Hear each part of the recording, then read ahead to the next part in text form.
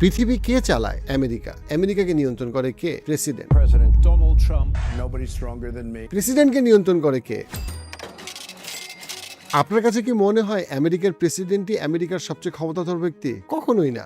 আমার সাথে অ্যাগ্রি করে কিন্তু ইভেন ভ্লাদিমির পুতিনও, রাশিয়ার প্রেসিডেন্ট, সে 3টা মিটিংয়ে বলছে ইউরোপ আমেরিকার প্রেসিডেন্টরা এখন সত্যিকার অর্থে বেতনভুক্ত কর্মচারী। প্রশ্ন হচ্ছে বেতনটা কে দেয়? যারা বেতন দেয় তাদের মধ্যে এখন 2টা গ্রুপ হয়ে গেছে।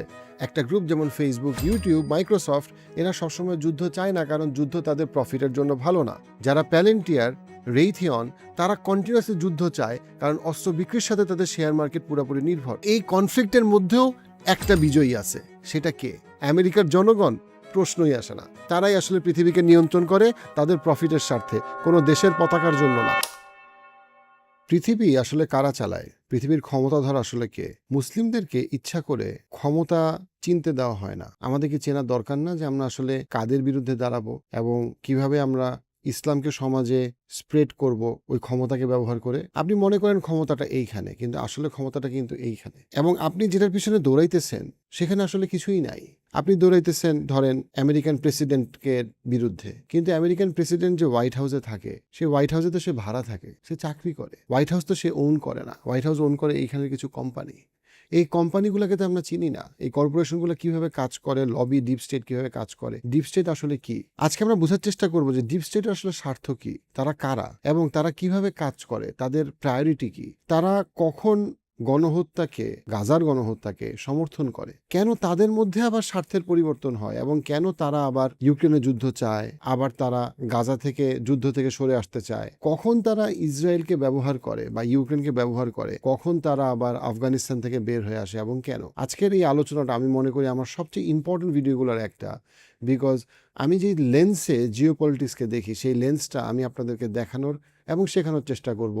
মোস্ট ইম্পর্টেন্ট, আমি আপনাকে বোঝানোর চেষ্টা করব ডিপ স্টেট কারা, ক্ষমতা কাদের কাছে, এবং পৃথিবী কীভাবে বদলে গেছে, বদলে যাচ্ছে, এবং মুসলমানদের কি করা উচিত।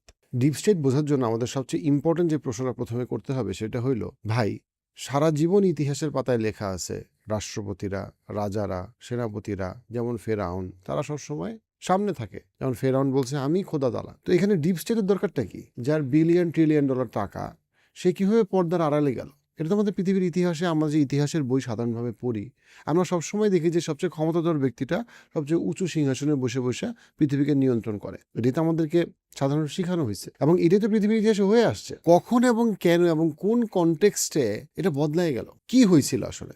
আচ্ছা, এটা বোঝার জন্য আমাদেরকে যেটা বুঝতে হবে সেটা হইল যে আমাকে প্রথমে একটু বুঝতে হবে আমেরিকার উত্থানে আগে এবং পরের ইতিহাস। আমরা যখন ব্রিটিশদের রাইজ দেখি, এটা কোনো সন্দেহ নাই যে রোমানরা কখনোই রাইজ করতো না, পৃথিবীর ইউনিপোলার ওয়ার্ল্ড তৈরি হতো না, যে পৃথিবীর সমস্ত ক্ষমতার কেন্দ্রে ব্রিটিশরা কখনোই আসতে পারতো না যদি না তারা সারা পৃথিবীতে স্বৈরাচার এবং কলোনাইজেশন চালাইতো। তারা যদি আফ্রিকায় কলোনাইজ না করতো, তারা যদি এই গ্রেটার ইন্ডিয়াকে কলোনাইজ না করতো, তারা যদি মিডল ইস্টের বিভিন্ন জায়গাকে, বেলজিয়াম বলেন, ফ্রান্স বলেন, কলোনাইজ না করতো, আধুনিক ইউরোপ তৈরি হতো না। যে আধুনিক ইউরোপ প্রথম বিশ্বযুদ্ধের আগে আমি যদি যাই, দেন তারা ছিল হচ্ছে গিয়ে ক্লিয়ারলি সবচেয়ে ক্ষমতাধর দেশ পৃথিবীতে। সেইখান থেকে আমি আমেরিকা বলি, অস্ট্রেলিয়া বলি, কানাডা বলি, দ্বিতীয় বিশ্বযুদ্ধের পরবর্তীতে আমেরিকা হইল সবচেয়ে ক্ষমতাধর দেশ। কিন্তু 1920 সালে আমেরিকা সবচেয়ে ক্ষমতাধর দেশ ছিল না। 1920-25 সালের দিকে আমেরিকাকে ধারণা করা হইতো যে তাদের একটা ক্যাপাসিটি আছে যে তারা ফিউচারে সবচেয়ে ক্ষমতাধর দেশ হইতে পারে। তখনও হয় নাই। আমেরিকা সবচেয়ে ক্ষমতাধর দেশ হয়েছে বাই ফার 1950s এবং তার পরবর্তী সময়।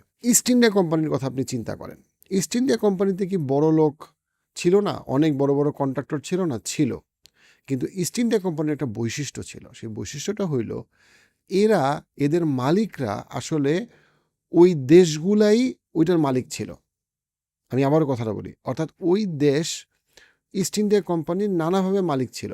অর্থাৎ ইস্ট ইন্ডিয়া কোম্পানি যা কিছু লুটপাট করত, অথবা আফ্রিকাতে ইস্ট ইন্ডিয়া কোম্পানির মতো যে কোম্পানিগুলো লুটপাট করত, ওই লুটপাটের ভাগ সরাসরিভাবে ব্রিটিশ সরকার, বেলজিয়াম সরকার, ফ্রান্স সরকার সরাসরিভাবে পাইত। অর্থাৎ সরকার সরাসরিভাবে ওই কোম্পানিগুলোর সাথে সম্পৃক্ত ছিল, 100তে 100 পাইত। অর্থাৎ এই কোম্পানিগুলো আসলে ছিল সরকারের মুখপাত্র, গভর্নমেন্টের মুখপাত্র। ইটস লাইক একটা আর্মি পাঠাইছে ফ্রান্স, একইভাবে ফ্রান্স সরকার একটা কোম্পানিকে পাঠাইছে। অর্থাৎ এই কোম্পানিগুলা সবসময় ছিল সরকারের অধীনে। আমি যদি ধরি যে কথার কথা, সৌদি আরবের সবচেয়ে powerful company clearly Aramco. Aramco কিন্তু আসলে সৌদি সরকারই একটা বড় অংশ ওন করে। সো আরামকো কখনোই কোনো কিছু করতে পারবে না সৌদি সরকারের পারমিশন ছাড়া। এই কথাটা খুব খেয়াল করেন, কারণ এটা চেঞ্জ হয়ে যাবে ফিউচারে গিয়ে। আমি যদি চায়নার দিকে তাকাই, চায়নার আলিবাবার জ্যাকমা একসময় যখন চাইনিজ সরকারের সমালোচনা করতে গেল, তখন জ্যাকমাকে চাইনিজ সরকার সাইজ করে ফেললো এবং অনেক প্রায় 1 বছরের বেশি সময় ধরে ওকে পাওয়া গেল না। পরে অনেক পরে তারা উদ্ধার করা হইলো। সে একটা খুব সাধারণ কাজ করতেছে এবং সে কখনোই ক্লিয়ারলি বলে নাই কি হয়েছে, এবার সবাই এটা বুঝে যে চাইনিজ সরকার তাকে নিয়ন্ত্রণ করছে। তাকে যখন চাইনিজ সরকার তাকে থ্রেট মনে করছে, তাকে নিয়ন্ত্রণ করছে। আমি যদি হুয়াওয়ের মালিকানার দিকে তাকাই, আমি যদি চাইনিজ বড় বিশাল কোম্পানিগুলোর দিকে তাকাই, সবগুলো কোম্পানিতে ডাইরেক্টলি অথবা ইনডাইরেক্টলি চাইনিজ সরকার পুরোপুরিভাবে এটাকে ওন করে, ডাইরেক্টলি অথবা ইনডাইরেক্টলি। অর্থাৎ চাইনিজ সরকার সরাসরিভাবে এইগুলাকে নিয়ন্ত্রণ করে। এইবার আসি আমেরিকা যখন আসলো, এবং আমেরিকা যখন 1950s পরে পুরা পৃথিবীটাকে নিয়ন্ত্রণ করতে চাইলো, তখন প্রথমে আমাদের এখানে শুরু হইল 4টা ইম্পর্টেন্ট আমাদেরকে মানে ক্ষমতার কেন্দ্র চিন্তা করতে হবে। সারা পৃথিবীতে ডিপ স্টেট বলতে আমরা যেটাকে বুঝি, সেটা আসলে হচ্ছে transnational private sector. Transnational private sector, এটাকে ও বলতেছে টিপিএস। এইটা আসলে 4টা বড়, এটা হচ্ছে অনেকগুলা বিশাল, মানে বিশাল বলতে বুঝেছি যেগুলোর শুরু হচ্ছে $100 বিলিয়ন প্লাস থেকে ট্রিলিয়ন্স অফ ডলার, এরকম কতগুলা কর্পোরেশনের সমন্বয়, কোয়ালিশন। এগুলাকে আমরা 4টা ভাগে ভাগ করতে পারি। একটা হচ্ছে ফাইন্যান্সিয়াল ইন্ডাস্ট্রিয়াল কমপ্লেক্স, বা একটা হচ্ছে মিলিটারি ইন্ডাস্ট্রিয়াল কমপ্লেক্স, একটা হচ্ছে গিয়ে কনজিউমার ইন্ডাস্ট্রিয়াল কমপ্লেক্স, আরেকটা হচ্ছে গিয়ে আপনার টেকনোলজি ইন্ডাস্ট্রিয়াল কমপ্লেক্স। এই 4টা বড় বড় পিলারের উপরে দাঁড়ায় আছে ট্রান্সন্যাশনাল প্রাইভেট সেক্টর। আচ্ছা, কতগুলো যদি এক্সাম্পল বলি, ডেফিনেটলি ফাইন্যান্সিয়াল ইন্ডাস্ট্রিয়াল কমপ্লেক্সে ফাইন্যান্সে আসবে জেপি মর্গান, ব্ল্যাক রক, ভ্যানগার্ডের মতো মেগা কর্পোরেশন, যারা এখন লাইক 15-20 ট্রিলিয়ন ডলার নিয়ে ডিল করে। যদি মিলিটারি ইন্ডাস্ট্রিয়াল কমপ্লেক্স বলি, দেন 1950s পরবর্তী সময় আমরা সবচেয়ে বড় দাপট দেখছি লকহেড মার্টিন, রেথিয়নের। আমরা যদি কনজিউমার ইন্ডাস্ট্রিয়াল কমপ্লেক্সের কথা বলি, then definitely Coca Cola, Exxon, Pfizer, Walmart, এদের কথা আসবে। আমরা যদি টেকনোলজি, দেন ডেফিনেটলি এই গুগল, মেটা, এনভিডিয়া, এদের কথা আসবে, যারা গত 30 বছরে অনেক বড় হয়ে গেছে। এখন এরা আবার সবাই সবার সাথে নানাভাবে কানেক্টেড। যেমন যে financial industrial complex like BlackRock, সে সবগুলাতে মিলিটারি ইন্ডাস্ট্রিয়াল কমপ্লেক্সেও টাকা ঢালে, টেকনোলজিতেও টাকা ঢালে, কনজিউমার ইন্ডাস্ট্রিয়াল কমপ্লেক্সেও সে টাকা ঢালে। এখন খেয়াল করেন, ঘটনাটা হইল যে এই কোম্পানিগুলা আগেও ছিল। লকহেড মার্টিন, রেথিয়ন আগেও পয়সা বানাইতেছিল বিভিন্ন, আপনার ভিয়েতনামের পরে আপনার মনে করেন ইরাকের, আফগানিস্তান, এইসব যুদ্ধে রেথিয়ন অথবা লকহেড মার্টিন আপনি সার্চ করলেই পাবেন যে কি পরিমাণে তাদের শেয়ার বাজারে উত্থান হয়েছে। এটা জাস্ট ক্লিয়ার, মানে চোখের সামনে দেখা যায় যে কেন কারা যুদ্ধ চায় এবং কেন তারা এত টাকা তারা পাইছে। শুধু কি এই লকহেড মার্টিন আর রেথিয়ন পাইছে? না, লকহেড মার্টিন, রেথিয়নে আবার ইনভেস্টমেন্ট আছে কিন্তু ব্ল্যাক রক, জেপি মর্গানদের, তারাও পাইছে। যেমন ধরেন জেপি মর্গানের সিইও যখন বলল যে ইউক্রেনের ব্যাপারে তাদের কাছে মনে হইতেছে যে যুদ্ধটা অনেক দূর যাবে, সে কিন্তু আসলে প্রেডিকশন করতেছিল না, সে আসলে বলতেছিল এটাই তারা করবে। কারণ ইউক্রেনকে আসলে সত্যিকার অর্থে ইউক্রেনের এখন মালিক ইউক্রেনিয়ানরা না, এটার মালিক হচ্ছে গিয়ে এই ট্রান্সন্যাশনাল প্রাইভেট সেক্টর। এরা পুরাপুরি এটাকে ওন করে। একটা সময় ছিল 1950 থেকে 1990 পর্যন্ত, যখন এই কোম্পানিগুলা আসলে আমেরিকান গভর্নমেন্টের থেকে ছোট ছিল, কিন্তু আমেরিকান গভর্নমেন্ট, আপনার সিনেট, কংগ্রেস, এই জিনিসগুলো এমনভাবে ডিসেন্ট্রালাইজড, চায়নাতে ডিসেন্ট্রালাইজ না, সৌদি আরবে ডিসেন্ট্রালাইজ না, ইভেন টার্কিতেও ডিসেন্ট্রালাইজ না, চায়নাতেও ডিসেন্ট্রালাইজ না, রাশিয়াতেও ডিসেন্ট্রালাইজ না, এগুলো এমনভাবে মানে গভর্নমেন্ট স্ট্রাকচারটা এমনভাবে ডিসেন্ট্রালাইজড 1980-1990 পরবর্তী সময়ে এই টিপিএস, এই কোম্পানিগুলোর যে কোয়ালিশন বা ডিপ স্টেট, আমি এখানে ডিপ স্টেট ওয়ার্ডটা ইউজ করি, টিপিএস ইউজ না করি সহজে বোঝানোর জন্য, এই কোম্পানিগুলোর কোয়ালিশনকে আমি ডিপ স্টেট বলতেছি। এই deep state becomes more powerful than America itself. আমি আবারও বলি, আমেরিকার থেকে এই ডিপ স্টেট আরও বেশি পাওয়ারফুল হয়ে গেল। কিভাবে? তারাই পলিটিশিয়ান, সিনেটর, কংগ্রেসম্যান যারে যেখানে পয়সা দেওয়া লাগে পয়সা দিত, এবং তারাই তাদের মতো পলিসিকে নিয়ন্ত্রণ করতে পারত, তারাই তাদের মতো যুদ্ধ লাগাইতে পারতো, এবং যুদ্ধের পুরো বেনিফিশিয়ারি তারাই ছিল। সো যেহেতু American government uniquely decentralised, public যে ভোট দেয় এটা হয়ে গেল একটা নাটক, গায়ে হলুদের অনুষ্ঠান। সবাই জানে কি হবে, জামাইও তারা ঠিক করে, বউও তারা ঠিক করে, পাবলিক খালি ভোট দেয় রেড আর ব্লু। এই রেড আর ব্লু এর কোনো মানে নাই, কারণ দিনের শেষে আপনি বারাক ওবামারে ভোট দেন আর আপনি বারাক ওবামার অপোনেন্টে ভোট দেন, দুইজনই হইল পয়সা পাওয়া কার কাছ থেকে? এই ডিপ স্টেটের কাছ থেকে। আপনি যারই ভোট দেন, রেড আর ব্লু দিনের শেষে সবই একই। আমেরিকার গণতন্ত্র পৃথিবীর সবচেয়ে বড় একটা কৌতুক, কারণ আমেরিকা সবসময়ই এমন মানুষরা পরিচালনা করে যারা নির্বাচনের ঊর্ধ্বে। তাদেরকে আপনি দেখেনও না, চিনেনও না, তারা আপনার পলিসি কন্ট্রোল করে। আপনি স্বাস্থ্যসেবা পাবেন কি না, আপনার হেলথ ইন্স্যুরেন্স, কে জেলে যাবে, আইস থাকবে কি থাকবে না, কিন্তু আপনি মহা উৎসাহে ভোট দিতে যান।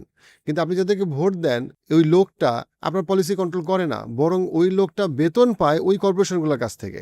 আমেরিকার সত্যিকার অর্থে ক্ষমতা সবসময় অনির্বাচিত কোম্পানিগুলোর কাছে, কখনোই নির্বাচিত প্রেসিডেন্টের কাছে না। কারণ নির্বাচিত প্রেসিডেন্টের আসল ইনকাম, যেটা সে তার দেখানো বেতনের 100 গুণ বেশি টাকা পায়, সেটা সবসময় পায় কর্পোরেশনের কাছ থেকে। সো আমেরিকার মানুষ যখন মনে পড়ে যে তাদেরকে আসলে এই প্রেসিডেন্টরা অথবা এই সিনেটররা তাদেরকে পরিচালনা করে বা তাদের পলিসিকে পরিচালনা করে, এটা কমপ্লিটলি ভুল। কারণ ওই সিনেটর অথবা ওই প্রেসিডেন্টের আসল আয়ের উৎস যখন আপনি খুঁজতে যাবেন, আপনি ক্লিয়ারলি দেখবেন যে তাদেরকে কতগুলো power house, mega corporation pay করে, যাদেরকে আপনাদের নির্বাচিত করার কোনো ক্ষমতা বা যোগ্যতা আপনাদেরকে দেওয়া হয় নাই, এবং আপনাদেরকে সত্যিকার অর্থের ক্ষমতা চিনতেও দেওয়া হয় নাই। আপনারা সত্যিকার অর্থে যারা আপনার পলিসিকে গভর্ন করে তাদেরকে আপনারা চিনেনও না, আমরাও চিনি না। কেন? কারণ তারা ফান্ডামেন্টালি ইসরায়েলের পক্ষে। কেন ইসরায়েলের পক্ষে? কারণ ইসরায়েলে যে টাকাটা দেওয়া হচ্ছে তার সবচেয়ে বড় বেনিফিশিয়ারি এই কোম্পানিগুলো, ইসরায়েল না। ইসরায়েল একটা ভেসেল স্টেট। আফগানিস্তানে যে টাকাগুলো যাচ্ছে, ইরাকে যে টাকাগুলো গেছে, সেই টাকাগুলোর বেনিফিশিয়ারি কে? এই কোম্পানিগুলা। যে কোম্পানির মালিকদের মধ্যে কিছু বেশিরভাগই খ্রিস্টান, অল্প কিছু জিউ, বা তারা ফান্ডামেন্টালি অরিজিনাল রোমান, তারা অরিজিনাল রোমানরা। তাদের পরিচয়টা এইটা বড় ইম্পর্টেন্ট না যে তারা জিউ, এটা খুব ইম্পর্টেন্ট কথা। এটা আমরা বারবার ভুল করি মুসলমানরা, আমরা মনে করি ইহুদিরা পৃথিবী চালায়। না, তাদের পরিচয়ের মূল পার্টটা ইহুদি না, তাদের পরিচয়ের মূল পার্টটা তারা রোমান, তারা জায়নিস্ট, যাদের স্বপ্ন পয়সা বানানো, তাদের আগ্রহ পয়সা, তাদের আগ্রহ আমেরিকা না, তাদের আগ্রহ ইসরায়েল না, তাদের আগ্রহ ইহুদিও না, খ্রিস্টান না, তাদের আগ্রহ ক্ষমতা এবং পয়সা। এখন এই ক্ষমতার পয়সার ব্যানার যদি ইসরায়েলের ব্যানারে হয় হইল, আফগানিস্তানের ব্যানারে হয় হইল, ইউক্রেনের ব্যানারে হয় হইল। এখানে খুব ইম্পর্টেন্ট একটা ক্যারেক্টার নিয়ে আমাদের মুসলিম সমাজে অনেক কথা হয়, সেটা হচ্ছে গিয়ে রকাফেলার এবং রকাফেলার ফ্যামিলি। জায়নিজমের তাকে খুব বড় হর্তাকর্তা বলা হয়, কিন্তু রকাফেলার ডেফিনেটলি প্রথম পাওয়ারফুল বিলিয়নারদের একজন ছিল। বাট খুবই গুরুত্বপূর্ণ একটা বিষয় যেটা আমরা মিস করি রকাফেলার ব্যাপারে, রকাফেলারের সবচেয়ে বড় পরিচয় এইটা না যে সে ইহুদি। রকাফেলারের সবচেয়ে গুরুত্বপূর্ণ পরিচয় এইটা না যে সে ইসরায়েলের প্রতিষ্ঠাতা। রকাফেলারের সবচেয়ে গুরুত্বপূর্ণ পরিচয় হইল সে ডিপ স্টেটের একটা খুবই ইম্পর্টেন্ট কর্ণধার। সে পয়সা বানাইতে চাইছে ভাইয়া, তার আর অন্য কোনো আগ্রহ ছিল না। সে পয়সা বানানোর জন্য যেই প্রজেক্ট, যা কিছু করা লাগে তা কিছু সে করছে। মডার্ন টাইমসে আমরা রকাফেলারের মতো এক্সাম্পল পাই আমরা জর্জ সোরোসের দিকে। জর্জ সোরোসকে যে নিজেকে খোদাতালা মনে করে, ফেরাউনের মতো, এবং সে অন্তত 8টা মুসলিম দেশের ইকোনমিকে প্রায় ধ্বংস করার মতো অবস্থায় নিয়ে গেছে, ইনক্লুডিং মালয়েশিয়া। এবং মালয়েশিয়ার সবচেয়ে বিখ্যাত প্রেসিডেন্ট মাহাতির মোহাম্মদ পাবলিকলি বলছে সে মালয়েশিয়ার পুরো ইকোনমিকে অনেক পিছায় দেওয়ার জন্য দায়ী, এবং জর্জ সোরস এটা ইনডাইরেক্টলি স্বীকারও করছে। একা জর্জ সোরস কেন? কারণ সে একটা খুবই ইম্পর্টেন্ট পার্সন। কিসের ইম্পর্টেন্ট পার্সন? এই ডিপ স্টেটের। George Soros. Like Carnegie, J.P. Morgan, and the Rockefellers, he amassed billions through ruthless business decisions, only to turn around and give away most of his fortune to advance his own personal philosophy. So এদের পরিচয় আমরা যে মনে করি ইহুদি অথবা খ্রিস্টান, না, এদের পরিচয় হইল এরা রোমানদের একটা অংশ, যারা পৃথিবীকে শাসন করতে চায়, এক্সপ্লয়েট করতে চায় টাকার জন্য, অর্থের জন্য।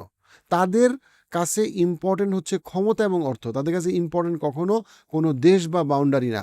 এরা দেশ এবং বাউন্ডারির ঊর্ধ্বে, তারা আমেরিকাকে নিয়ন্ত্রণ করতে পারে। অর্থাৎ পৃথিবীতে একটা ইউনিক অবস্থা তৈরি হইল যেখানে পৃথিবীর নিয়ন্ত্রণ আর পৃথিবীর সবচেয়ে বড় ইকোনমির হাতে বা সবচেয়ে বড় দেশের হাতে নাই। পৃথিবীর নিয়ন্ত্রণ চলে গেল কতগুলো কোম্পানির কোয়ালিশনের হাতে, যাদের কাছে কোনো বাউন্ডারি নাই, যাদের কোনো পৃথিবীতে কোনো দেশ, কোনো পতাকা, কোনো কিছু কোনো ম্যাটার করে না। তাদের কাছে সারা পৃথিবী হইল একটা খাওয়ার জায়গা, গ্রিডের জায়গা, জেলাসির জায়গা, ইগোর জায়গা। তারা খালি টাকা বোঝে। এই কোম্পানিগুলা, এই ডিপ স্টেট, তারা কোনো থার্ড টেম্পল, ফোর্থ টেম্পল, কাবা শরীফ, মদিনা, পতাকা কিচ্ছু চিনে না। তাদের কাছে মুসলিম, ইসলাম কিছু, হিন্দু কিছু ইম্পর্টেন্ট। তাদের কাছে ইম্পর্টেন্ট হচ্ছে পয়সা। They want to make money at all cost.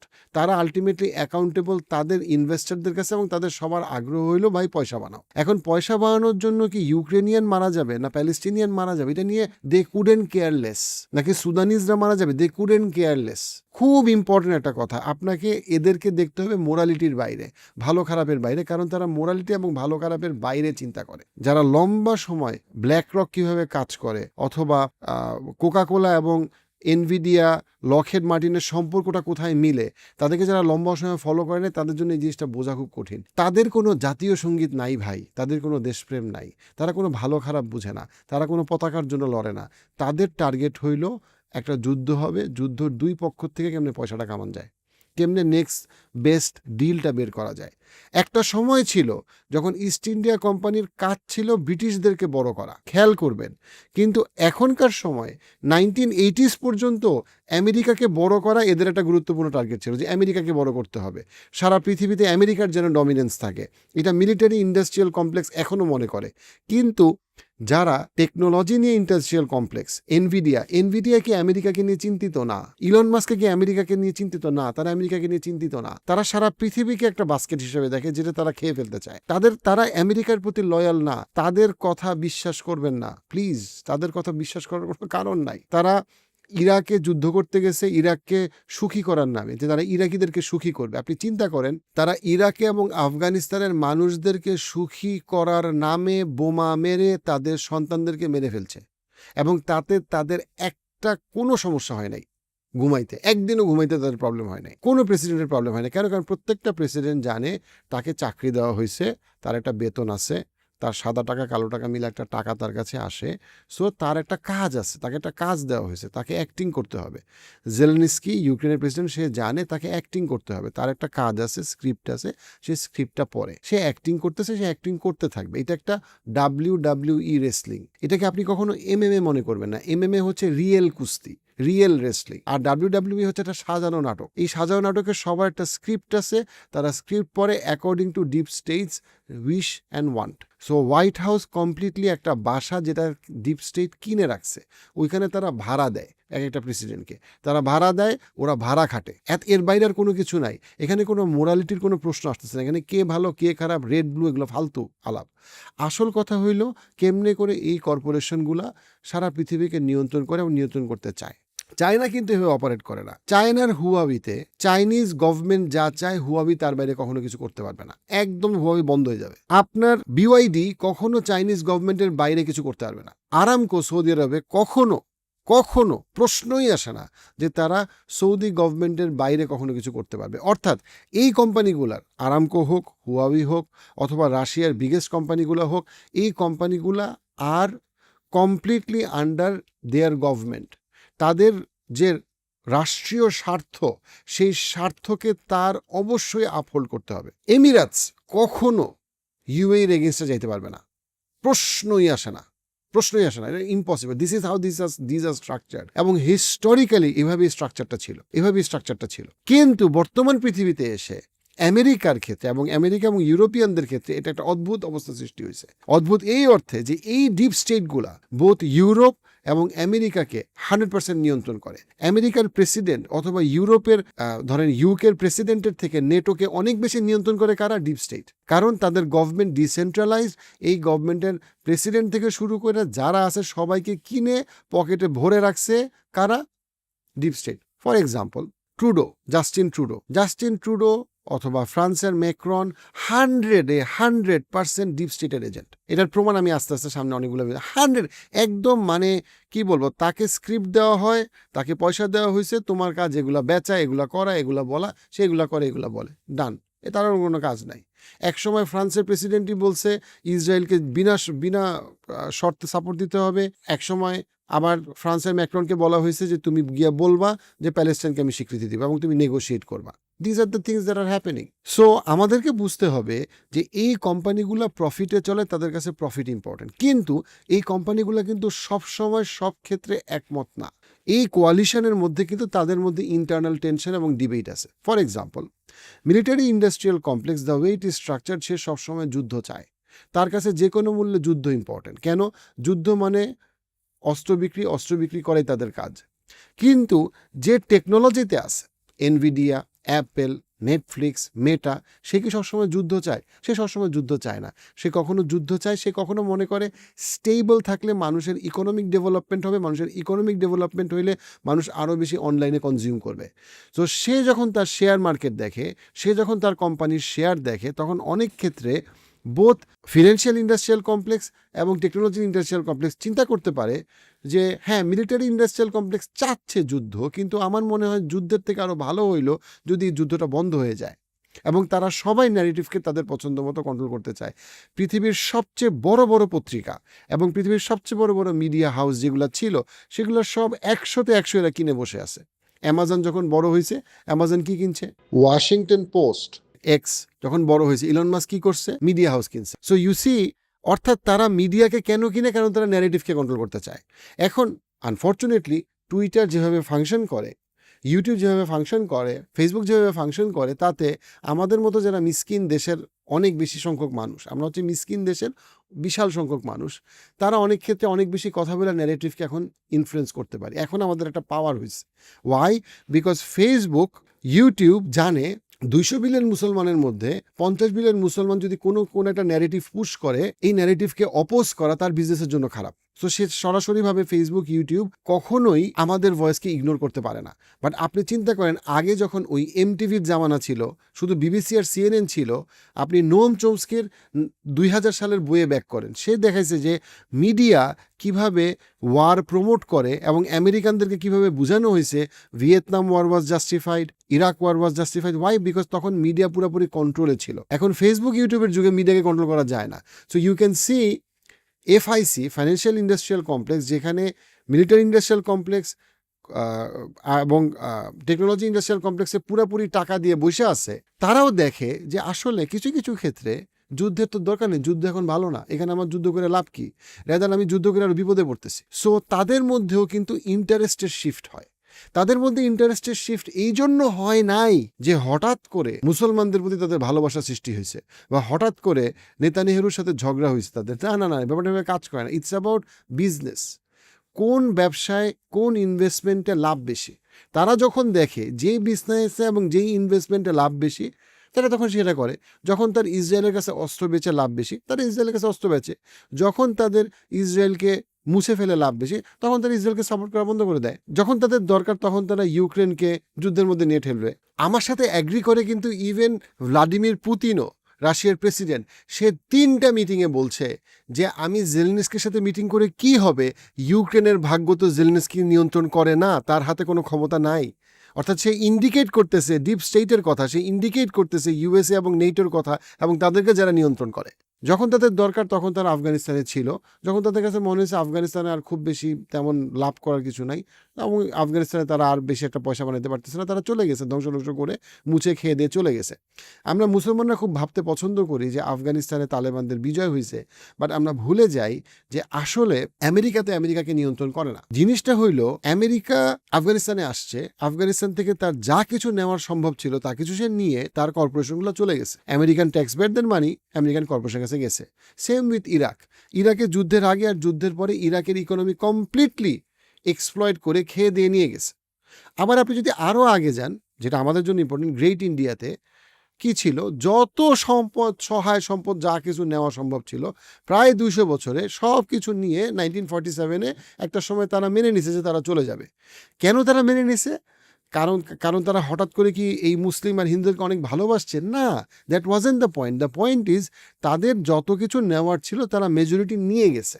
নিয়ে যাওয়ার পরে একটা সময় তাদের এখানে থাকাটা আর ব্যবসায়িকভাবে খুব বেশি লাভজনক ছিল না, তাই তারা কিছুটা ছিল না থাকার মতো, এবং তারা একটা সময় যখন দেখছে এখানে মানুষজন মারপিট করতেছে, রেজিস্ট্যান্স, দুদু মিয়ার বাসার খেলা, তখন তারা চলে গেছে। এখন আমরা ভাবতে ভালোবাসি যে আমাদের ভিক্টরি হয়েছে, উইচ ইজ এক সেন্সে ট্রু, বাট আরেক সেন্সে ব্যাপারটা এরকম যে তারা তাদের জিনিসপত্র মাল সামানা সব বুঝেই নিয়ে গেছে, কিছু রেখে গেছে, কিছু নিতে পারে নাই, কোনো অপারেশনই পারফেক্ট না, বাট তাদের টার্গেট কখনো এটা ছিল না যে তারা আসলে এই ডিপ স্টেটের টার্গেট কখনো ছিল না যে তারা সারা জীবন এগুলাকে কন্ট্রোল করবে। তাদের টার্গেট ছিল এটাকে সে যতটুকু পারে এক্সপ্লয়েট করবে। সে এক্সপ্লয়েট করছে গ্রেট ইন্ডিয়াকে, সে এক্সপ্লয়েট করছে ইরাককে, সে এক্সপ্লয়েট করছে ভিয়েতনামকে, সে এক্সপ্লয়েট করছে আফগানিস্তানকে, সে এক্সপ্লয়েট করছে লিবিয়াকে, সে যতটুকু পারছে যতদিন পারছে এক্সপ্লয়েট করছে সিরিয়াকে। অ্যান্ড দেন আস্তে আস্তে অন্য পাওয়ারগুলার টেনশন শুরু হয়েছে।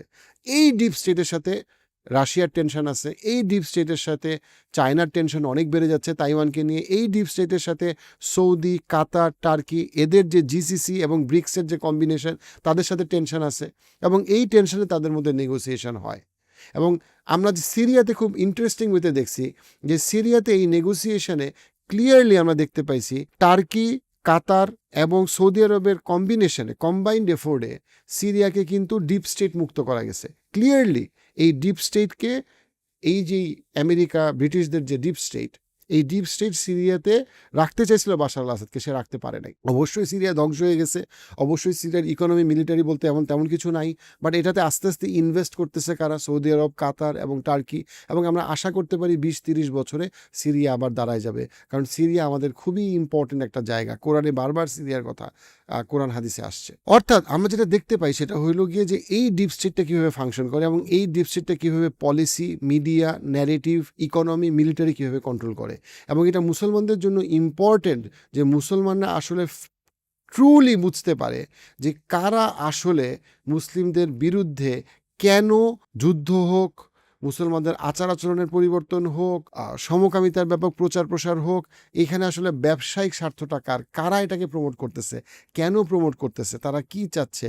এবং যতদিন না মুসলমানরা তাদের নিজেদেরকে ন্যারেটিভের জায়গা থেকে মুক্ত করবে, ইকোনমিক সভারেন্টি নিয়ে চিন্তা করবে, এবং তার একটা এক্সপ্রেশন হিসেবে তাদের নিজেদের যে সিকিউরিটির জায়গায় মুসলমানরা নিজেদেরকে স্বাধীন করবে, দেন ততদিন পর্যন্ত মুসলমানদের কোনো উদ্ধার হবে না। মুসলমানরা ওই খামাখা ওই অমুক প্রেসিডেন্টের, ফ্রান্সের প্রেসিডেন্টের কুশপুত্তলিকা দাহ করবে, অমুক ডেনমার্কের প্রেসিডেন্টের কুশপুত্তলিকা দাহন করবে, তাতে কী যায় আসে? এগুলো ইররেলিভেন্ট। আসল কথা হইল আপনি যতই লং মার্চ করেন, যতই আপনি হাউকাউ করেন, যতই আপনি প্যালেস্টাইনের পতাকা অথবা প্যালেস্টাইনের প্রতীক গায়ে লাগায় রাখেন, দিনের শেষে যে সত্যিকারের শত্রু, যে সত্যিকারের গ্রিডি, যে টাকার জন্য 10 লক্ষ শিশুর গণহত্যাকে 100তে 100 কেয়ার করবে না, কোনো কেয়ার করবে না, ওই ক্ষমতার উৎসটাকে যদি আপনি না চিনেন এবং ওইটাকে আমরা কালেকটিভলি নেগোশিয়েট করে চ্যালেঞ্জ করার জায়গায় না আসে, যেটা চায়না হইতে পারছে, যেটা সৌদি আরব, দুবাই, কাতার, টার্কি হওয়ার চেষ্টা পারতেছে বলবো না, ওই জায়গাটা যদি ব্রিক্স চেষ্টা করতেছে, ওই জায়গায় যদি আমরা না যাই, দেন আমরা যেতে পারবো না। লাস্ট যেটা গুরুত্বপূর্ণ কথা ডিপ স্টেটের ব্যাপারে, সেটা হচ্ছে গিয়ে ডিপ স্টেট কিন্তু সবসময় প্রো ব্রিটিশ অথবা প্রো আমেরিকান না। খুব ইম্পর্টেন্ট কথা। তারা একটা সময় ইউরোপের এগেনস্টে দাঁড়াবে, তারা একটা সময় আমেরিকান জনগণের বিরুদ্ধেও দাঁড়াবে। যেই কলোনাইজেশনটা তারা আফ্রিকায় করছে, যেই কলোনাইজেশনটা তারা মিডল ইস্টে করছে, যে কলোনাইজেশন তারা গ্রেট ইন্ডিয়াতে করছে, এটা শুধুমাত্র সময়ের ব্যাপার যখন এই ডিপ স্টেটগুলো ওই একই কলোনাইজেশন ইউরোপে করবে।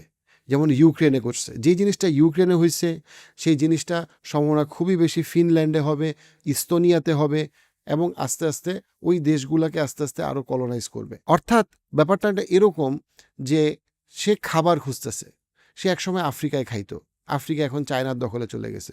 সে একসময় মিডল ইস্টে খাইতো, মিডল ইস্ট আস্তে আস্তে তার হাতছাড়া হয়ে যাচ্ছে, ব্রিক্সের হাতে চলে যাচ্ছে। সে তখন কি করবে? সে তার নিজের জনগণের বিরুদ্ধে দাঁড়াবে। আমরা যখন লস অ্যাঞ্জেলসে আইসের ভূমিকাটা দেখি, আমরা যখন ক্যালিফোর্নিয়ার স্ট্রাগলটা দেখি, তখন আমাদেরকে বুঝতে হবে আইসের স্ট্রাগলটাকে দেখি, যে তাদের মিলিটারি, তারা একটা অংশ আইস নামে কীভাবে তাদের ইমিগ্রেন্টদের উপরে দাঁড়াইতেছে। It's the beginning of deep state colonizing the British and American আমজনতা। ব্রিটিশ এবং আমেরিকান আমজনতার প্রতি এই ডিপ স্টেটের কোনো ভালোবাসা নাই। আমি আবারও বললাম, তাদের ভালোবাসা শুধুই টাকার প্রতি এবং ক্ষমতার প্রতি। তাদের লাগবে আরও প্রফিট, রিমার্কেবল প্রফিট, তাদের ট্রিলিয়নের হওয়া লাগবে। পৃথিবীর ইতিহাসে আমরা $100 বিলিয়ন কোনো মানুষ কল্পনা করতে পারি না, কিন্তু এখন সেটা বাস্তবতা, এবং আমরা আস্তে আস্তে ট্রিলিয়নিয়ারদেরকে আমরা দেখব। ওই ট্রিলিয়নিয়ারদের জন্য লাগবে সারা পৃথিবীর মানুষের ডাটা, যেটা হচ্ছে টিআইসি। তাদের লাগবে সারা পৃথিবীতে অস্ত্র বিক্রি করা, মিলিটারি ইন্ডাস্ট্রিয়াল কমপ্লেক্স।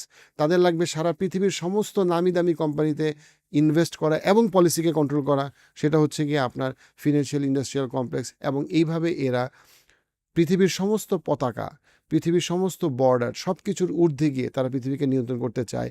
ফরচুনেটলি আমরা এমন একটা সময় বাস করি যখন আমরা দেখতেছি এই কোম্পানির যে কোয়ালিশনগুলো, এই ডিপ স্টেট আস্তে আস্তে আর মুসলিমদের উপরে যতটা ধারালোভাবে আঘাত করতে পারতেছিল 1990s-এ, 2010-এ, সেটা আস্তে আস্তে আর তারা পারতেছে না। এবং আমরা আশা করি এবং বিশ্বাস করি, যদি আমরা মুসলমানরা একটা জেনারেশন ঠিকমতো চেষ্টা করি, দেন আমরা পুরাপুরি এই ডিপ স্টেট মুক্ত হব, যারা অবশ্যই ক্রিমিনাল এবং যারা বর্তমান পৃথিবীর ফেরাউন।